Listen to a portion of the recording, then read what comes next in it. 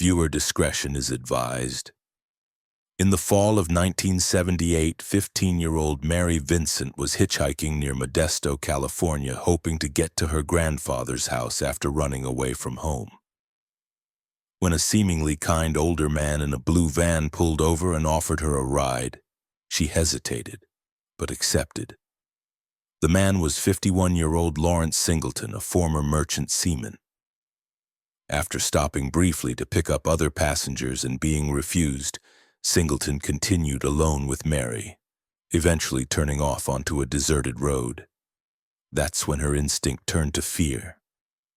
Singleton knocked Vincent out and bound her tightly, while she cried and screamed to be set free. "You want to be set free?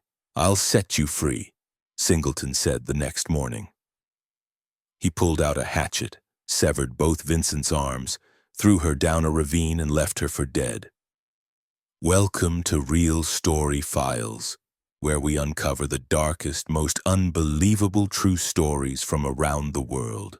So if that's your thing, don't forget to subscribe. All right, let's dive into this. Mary Vincent did not die. Instead, she heard a loud, persistent message in her head.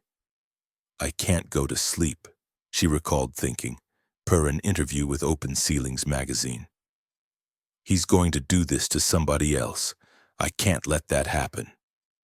She packed the raw ends of her arms with dirt to slow the bleeding and crawled her way out of the ravine, a 30-foot climb, naked, injured, and barely conscious. Once she reached the road, she managed to flag down a passing car.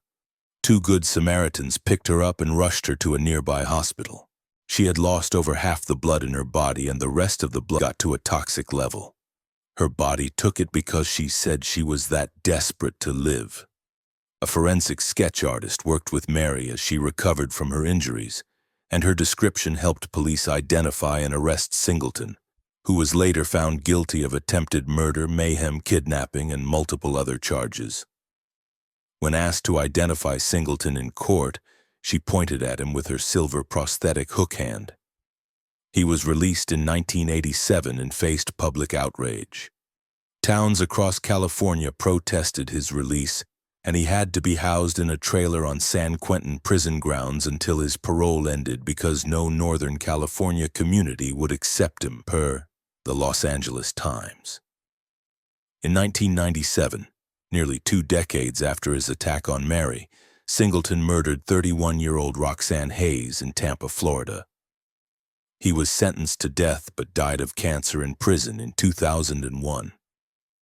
Vincent told UPI at the time that she was devastated because it had to happen again before anyone realized he shouldn't have been released in the first place.